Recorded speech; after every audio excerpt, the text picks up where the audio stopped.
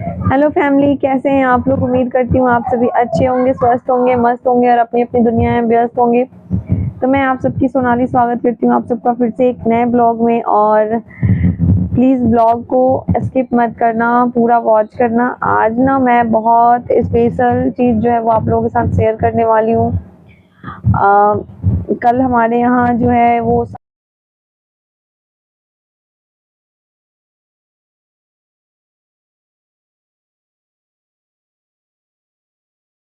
जो सावन महीने की पूजा है वो किन को चढ़ाई जाती है, कैसे चढ़ाई जाती है, इस पूजा के क्या क्या नियम होते हैं, किस तरह से हम इस पूजा में बैठते हैं, हमें क्या करना होता है और क्या क्या मतलब इसके रूल्स होते हैं, क्या क्या नियम होते हैं, क्यों हमारे यहाँ इस कुल देवी को जो है, इन कुल देवी माता को इतना महत्व दिया गया है, हमारी कुल देवी माँ कौन है, इन सब चीज़ों के बारे में आज मैं आप लोगों के साथ शेयर करने वाली हूँ। तो प्लीज़ उम्मीद है आप लोगों से ब्लॉग मत स्किप करिएगा, रिक्वेस्ट है कि आप नहीं मत करिएगा स्किप, और उम्मीद है कि आप नहीं करोगे।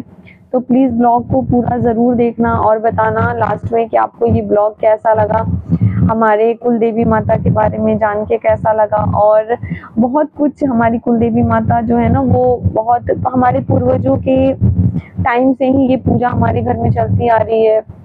हमारे पूर्वज जो लोग थे ना वो भी इनकी पूजा करते थे और अब हम लोग करते हैं। और इस पूजा को करने के लिए ना बहुत, अगर कोई कहीं भी रहे, अगर सब कुछ हमारे घर में अच्छा हो ना, तो हमारे फैमिली के लोग अगर दूर दूर भी कहीं अपने जैसे कमाने खाने के लिए सभी लोग इधर उधर चले गए होते ना, तो बस हमारे घर में भी वही है, कमाने खाने के लिए ना सारे लोग, कोई इधर कोई उधर कोई उधर जाके बसा हुआ है, तो सभी गांव जरूर आते हैं पूजा चढ़ाने के लिए। इस पूजा का इतना महत्व हमारे यहाँ पे दिया गया है और होता भी है। हमारी घर में जो कुल देवी हैं उनके सामने कोई भी मन्नत मांगो ना तो वो जरूर पूरा करती हैं, उनकी बहुत ज़्यादा मान्यता है हमारे घर में।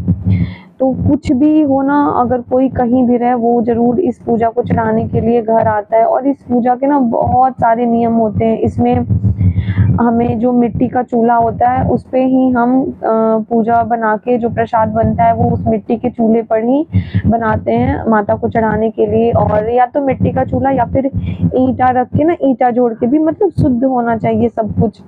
और ये शुद्ध देसी घी में ये प्रसाद बनाया जाता है। इसमें जो खीर बनाई जाती है ना, वो खीर, उसमें पूरा का पूरा दूध रहना चाहिए, दूध और तुलसी के पत्ते और अरवा चावल, और उसमें चीनी या गुड़ कुछ भी नहीं मिलाया जाता। तो और ये प्रसाद पता है खाने में इतना स्वादिष्ट होता है ना, माता को चढ़ने के बाद ये इतने स्वाद इसमें आते हैं।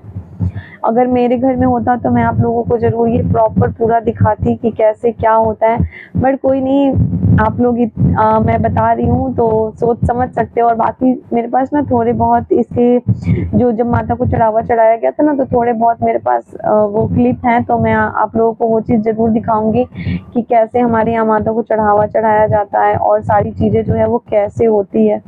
तो प्लीज़ स्किप मत करना।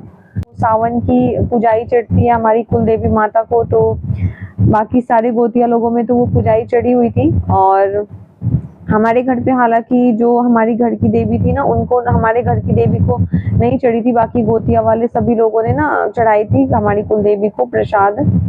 और ये पूजा जो है वो सावन के महीने में होती है, तो बस उसी बारे में आप लोगों से ढेर सारी मुझे बातें करनी थी। कल वाले ब्लॉग में मैंने शेयर किया था कि कैसे हमारे यहाँ पूजा जो है वो सावन की चढ़ाई जाती है और किस किस तरह से बनाई जाती है, लेकिन वो बहुत थोड़ा सा था।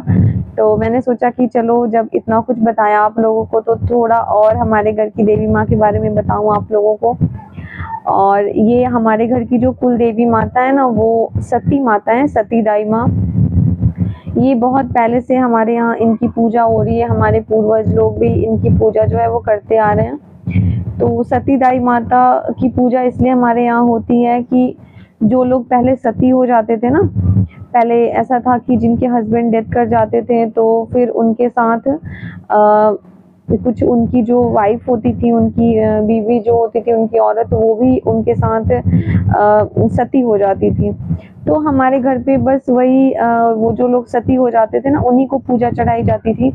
और अब तो खैर ये प्रथा बंद हो गई है, सती प्रथा, लेकिन हमारे घर में आज भी सती दाई माता को उसी सती प्रथा के रूप में आज भी पूजा चढ़ाया जाता है उन लोगों को।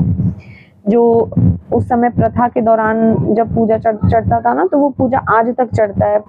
तो वो हमारे घर की कुल देवी हैं। वो जो भी सती हो जाती थी, वो सारी देवियां जो है वो हमारे घर की कुल देवी हैं और उन्हीं को पूजा चढ़ाई जाती है। और ये हमारे घर की जो पूजा है ना, वो सालाना पूजा होती है। वो साल में एक बार सावन के महीने में जो भी पूर्णिमा होती है ना, पूर्णिमा आने के बाद वाली जो भी सोमवार या शुक्रवार जो दिन पड़ता है, उस दिन चढ़ाया जाता है। जब भी सावन के महीने में अमावस खत्म होने के बाद जो पूर्णिमा शुरू होती है, पूर्णिमा के बाद जो भी सोमवार या शुक्रवार जो भी दिन पड़ता है ना, उस दिन को हमारे यहाँ कुल देवी माता को जो है वो प्रसाद चढ़ाया जाता है। इस प्रसाद में हमारे यहाँ प्रसाद की भी एक अलग ही मान्यता होती है। ये जो प्रसाद बनाते हैं ना, वो हमारे यहाँ के जेंट्स लोग बनाते हैं, औरतें नहीं बना सकती। और इसमें रोटियां जो है वो 11 जोड़ी रोटियां बनती है। 11 जोड़ी रोटियां डबल डबल रोटियां करके ऐसे सेकी जाती है, उसमें घी लगाया जाता है। और जो खीर बनाई जाती है ना, वो खीर मतलब बिना चीनी या बिना गुड़ के बनाई जाती है। उस खीर में चीनी या गुड़ नहीं होता। और ये प्रसाद जो है, और रोट भी बनता हमारे यहाँ। रोट आटे और गुड़ को मिक्स करके और घी में उसके ना रोट बनाए जाते हैं। जो रोट हमारे यहाँ प्रसाद की काफी मान्यता होती है। ये रोट जो है वो सतीदाई माता को चढ़ाया जाता है। और फिर वस्त्र, इनको साड़ियाँ, श्रृंगार के जितने भी सामान होते हैं ना, वो चीजें चढ़ाई जाती है। उसके बाद पूरी, गुलगुले, केले, बतासे, चना और चावल, अरवा जो चावल होता है। और फिर आप जो भी फल फ्रूट आपसे मतलब उसके बाद ऊपर से आपको बन सके। और ये क्या बोलते हैं, जो होता है ना कि देवी माता को जो भी और भी प्रसाद या मिठाइयाँ वगैरह जो चढ़ाई जाती है, तो आपसे उसके बाद जो भी बन पड़ता है। लेकिन क्या पूरियाँ और केला, गुड़, बतासा, अरवा चावल और कच्चा चना, जो फुलाया हुआ चना होता है, ये जरूरी चढ़ाया जाता है। और इसके बाद आपको जो भी बन पड़ता हो, जितनी भी भगवान ने आपको शक्ति दी हुई है, उस अनुसार आप पूजा चढ़ा सकते हैं। तो ये देवी माँ को चढ़ाया जाता है।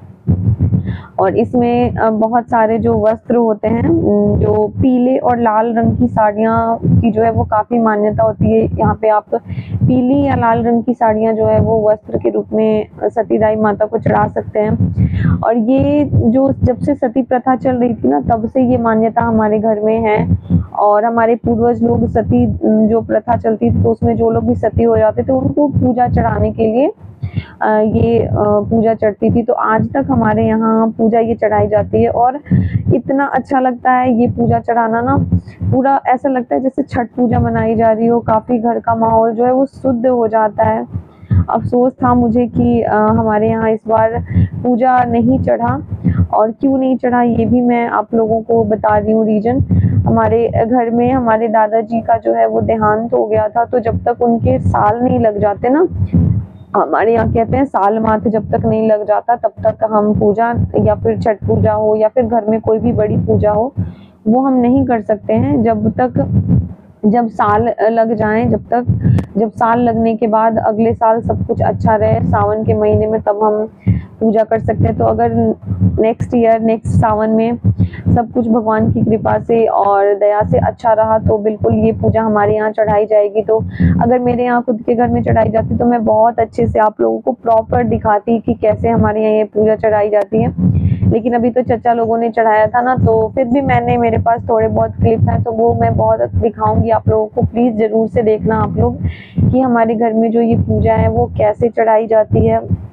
और काफी मान्यता है हमारे घर के इस पूजा। एक बात और है, ये पूजा जो है ना वो नाग पंचमी के बाद ही हम मना सकते हैं। तो जब भी आप हमारे घर में ऐसा होता है ना कि अगर पूजा जिस घर में चढ़ाई जा रही हो, तो नाग पंचमी के दिन नाग देवता को दूध और लावा जो चढ़ाया जाता है। तो अगर हमारे यहाँ सती माँ को पूजा चढ़ानी है, हमारी कुल देवी को, तभी आप नाग देवता को पूजा चढ़ाएंगे। अगर पूजा आपको है कि आपको पूजा नहीं चढ़ानी है सती माँ को, तो आप नाग देवता को भी पूजा नहीं चढ़ाएंगे, नाग पंचमी नहीं मनाएंगे।